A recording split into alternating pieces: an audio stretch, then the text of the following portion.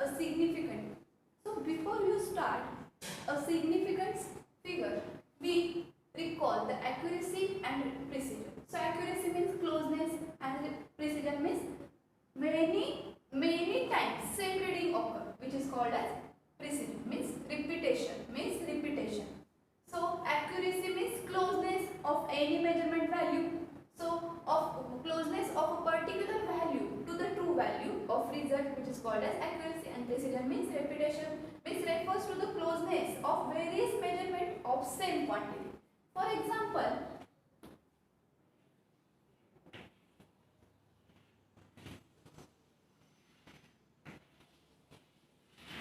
in gunshot game, first A student and second B. So this diagram is gunshot game.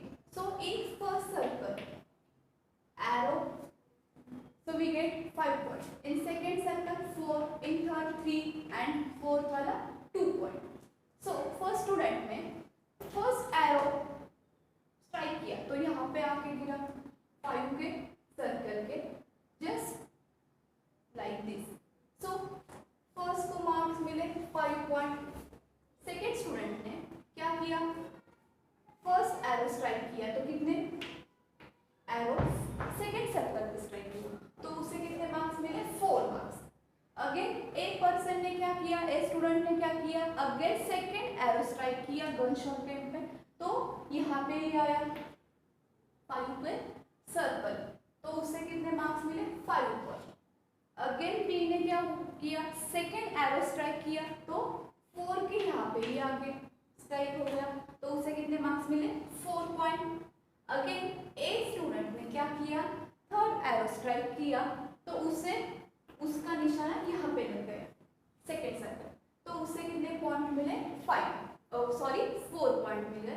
लेकिन B ने क्या किया, third arrow का निशाना स्ट्राइक किया फिर से उसका निशाना वहीं पे लग गया तो उसे कितने मार्क्स मिले 4.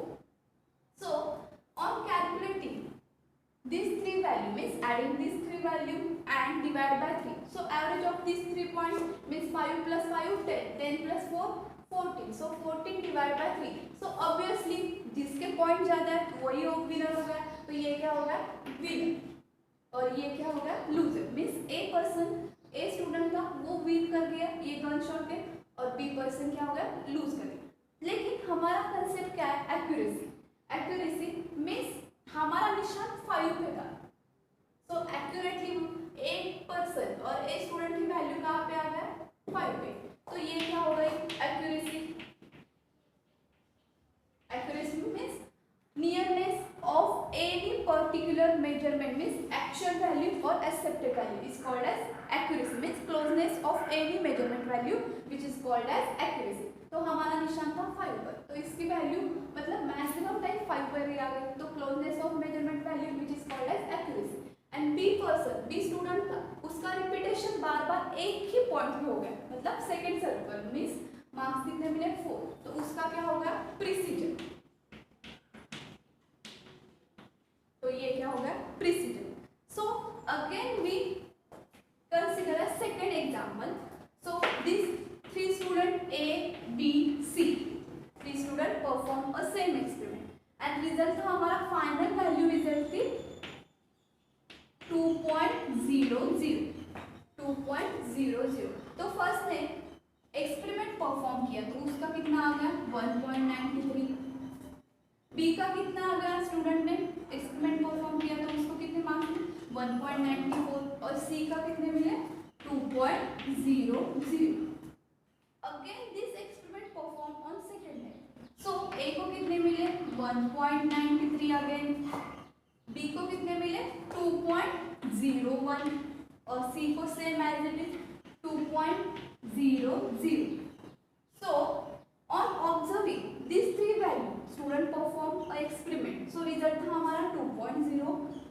तो हमारा लिस्ट काउंट कितना था प्लस माइनस 0.1. तो हमारा फर्स्ट माइनस प्लस माइनस 0.1 ये हमारा लिस्ट काउंट है. List count means smallest quantity on any apparatus means measure value. Smallest quantity measure value which is called as least count. तो हमारा least count कितना था 0.1% ml का। तो बार बार एक ही वैल्यू आ गई, तो यहाँ पे क्या हो गया, प्रिसीजन हो गई। और सेकेंड पे क्या हो गई, फर्स्ट वैल्यू थी 1.94 और सेकेंड वैल्यू 2.01। तो हमारा लीस्ट काउंट क्या है, प्लस माइनस 0.1। तो ये क्या हो गई, एक तो वैल्यू क्लोजनेस आ गई 5 के, मतलब हमारा रिजल्ट था 2.00, तो एक तो वैल्यू आ गई, तो यहाँ पे एक्यूरेसी हो गई। सेकेंड थर्ड पे क्या हो गया, यहाँ पे हो गई एक्यूरेसी, मतलब दोनों एक्सपेरिमेंट उसने दो टाइम पे परफॉर्म किया, तो उसकी वैल्यू कितनी आ गई 2.00। तो ये क्या हो गई, closeness of measurement quantity, means हमारा रिजल्ट कितना था 2.00, उसकी दोनों बार गई, कितनी वैल्यू आ गई 2.00। तो यहाँ पे एक्यूरेसी। अभी नेक्स्ट इंपॉर्टेंट नोट, जो एक्यूरेसी होती है वो प्रिसीजन तो होता ही है। सो एक्यूरेसी यहाँ पे है तो प्रिसीजन भी होगा, यहाँ पे भी एक्यूरेसी है तो प्रिसीजन होगा। लेकिन इंपॉर्टेंट, जो प्रिसीजन होता है वो एक्यूरेसी होगी, इसकी गारंटी नहीं है, इसकी गारंटी कोई भी नहीं है। So this concept is accuracy and precision. So in this concept हमारा रिजल्ट था 2.00 और लीस्ट काउंट था प्लस माइनस 0.1। तो ये वैल्यू लीस्ट काउंट की वजह से ये वैल्यू चेंज हो गई, तो हमने माइनस 0.1 कर दिया, तो हमारा आंसर आ गया 1.99। तो इसके बराबर है 1.94।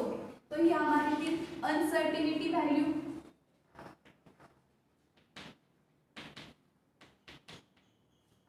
और इसकी वजह से आंसर में हमारा चेंज हो रहा है, तो ये वैल्यू है uncertain value.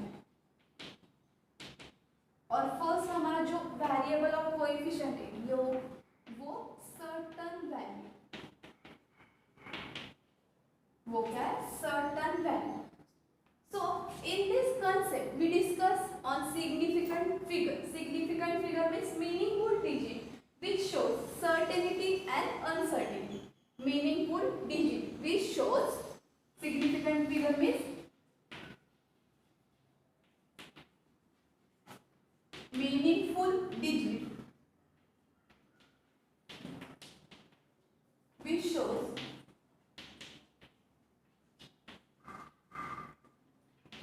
certainty and uncertainty.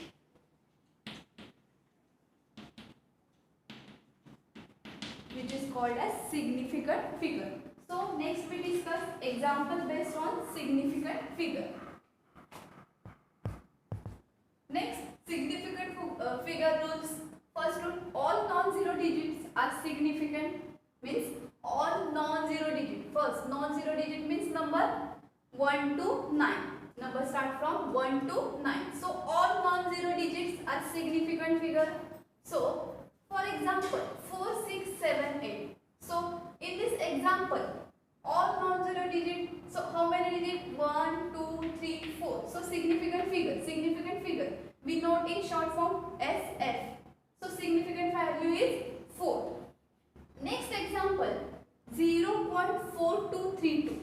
0.4232. So in this example, we calculate the significant figure. So all non-zero digits are significant. So non-zero digits means numbers and zero digit means 0. So in this example, significant figure value is 1, 2, 3, 4.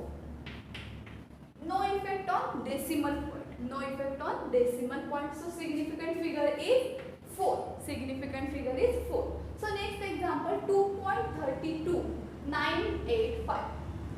And calculate the significant figure in this example. So how many digit, non-zero digit? 1, 2, 3, 4, 5.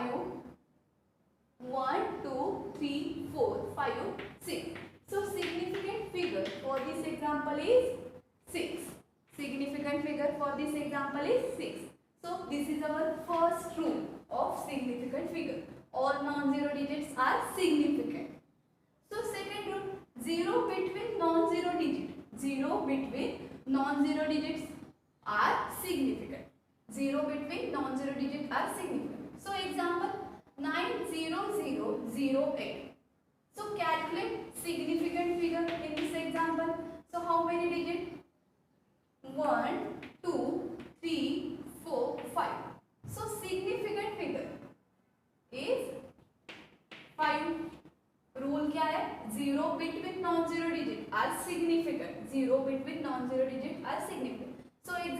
in this example significant figure is 5.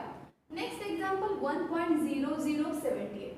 second rule क्या करा, जब 0 between non-zero digits are called as significant. So digits 1, 2, 3, 4, 5. So significant figure is 5. Next rule is in decimal number 0 before first non-zero. In decimal number 0 before first non-zero are not significant. Means non-zero digit कौन सा, ये वाला 8 number.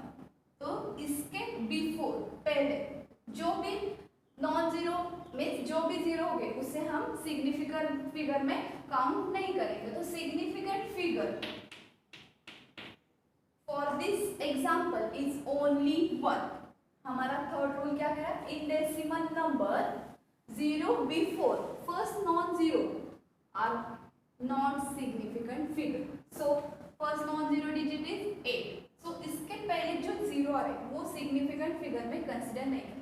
तो significant figure for this example is 1. So second example 0.0098. So in this example non-zero digit is 9 and 8. So first non-zero digit is 9. So इसके पहले जो zero है उसको काउंट नहीं. तो significant figure for this example is only 2. Next fourth rule is in decimal number 0 after non-zero. 0 after non-zero digit is significant. 0 after non-zero digit is significant. So in this example 0.00900. सो हमारा third rule कह रहा था कि non zero digit means number 1 to 9 number उसके पहले जो zero आते हैं वो काउंट नहीं, तो उसे नॉन सिग्निफिकेंट कहते हैं. लेकिन ये रूल क्या कह रहा है, जो नॉन डिजिट नंबर है उसके बाद में जो नंबर आते हैं मतलब जीरो आते हैं उसको भी सिग्निफिकेंट फिगर में काउंट करना है. तो कितने, 9 के बाद 2 0. तो total digit of significant figure is 3. अभी for example next example 6 divided by 5. So on dividing this two value we get 1.20. So 1.20 significant value after a non-zero digit is only 1 0, but significant figure for this value is 3. Next rule number 5 in significant figure, n into 10 raised to n. So significant, calculate the significant or identify the significant figure value. So how many significant figure value, हमें जो 10 raised to power n मतलब 10 raised to power n, n मतलब कोई भी number, तो उससे significant figure और significant value में calculate नहीं करना. तो significant figure for this value only 1 2 3. तो significant figure value answer is only 3. So next example 6.022 into 10 raised to 23. ये पावर हमें 10 raised to power n वाली वैल्यू सिग्निफिकेंट फिगर में कैलकुलेट नहीं करनी है. तो significant figure value for 6.022 1 2 3 4. so significant figure for this question answer is 4. next rule is 6. next rule is 6. तो 6 number में कोई भी नंबर दिया लेकिन उसके पहले और उसके बाद में कोई भी जीरो नहीं है, तो उसका क्या होगा, फर्स्ट हम ऐसे भी लिख सकते हैं 2.0 और सेकेंड क्या लिख सकते हैं 2.00, थर्ड कैसे लिख सकते हैं 2.340. तो इसका हम डेफिनेटली बोल नहीं सकते कि इतना सिग्निफिकेंट फिगर है. तो सिग्निफिकेंट फिगर इसकी वैल्यू कितनी आएगी, infinite significant figure. Infinite significant figure. First rule क्या था, all non zero digit are significant मतलब non zero digit 1 to 9. So in example 4 6 7 8 कितने डिजिट थे नॉन जीरो डिजिट 4, तो हमने सिग्निफिकेंट फिगर 4. लेकिन सेकंड रूल कह रहा था zero between non zero digit, zero between non zero digit तो वो सिग्निफिकेंट फिगर. तो एग्जांपल हम 90008 तो सिग्निफिकेंट फिगर कितने आ गए 5. लेकिन थर्ड रूल हमारा बोल रहा था कि zero before first non zero, zero in decimal number 0 before first non-zero are not significant. means first non-zero digit is 8, लेकिन इसके पहले जो जीरो वो हमें इसमें काउंट नहीं करना है. तो significant figure figure is only one number. लेकिन fourth rule, a non-zero digit, a zero after non-zero digit, तो वो significant figure में काउंट कर रहे हैं. तो हमारा इस एग्जाम्पल 0.00900, तो नॉन जीरो डिजिट के बाद में वाले जीरो काउंट करने हैं, पहले वाले नहीं करने. तो हमारा significant figure for this question के लिए कितने significant figure value only 3. Next rule था हमारा 1.40 इंटू 10⁻n. तो 10⁻n हमें कैलकुलेट नहीं करना, तो only significant figure for 1.40 is 3 और 6.022, तो सिग्निफिकेंट फिगर वैल्यू इज 4. और लास्ट रूल 2, तो हम वो इस मेथड से लिख सकते हैं, इस मेथड और इस, तो हम इनफाइनाइट सिग्निफिकेंट फिगर, कोई भी नंबर अकेला होता है तो उनका infinite significant figure. In this lecture we see the accuracy and precision concept. Next we see the concept of significant figure. So I hope you understand this concept, and next lecture we study the example based on significant figure and next concept round off. So we start on next lecture. Thank you.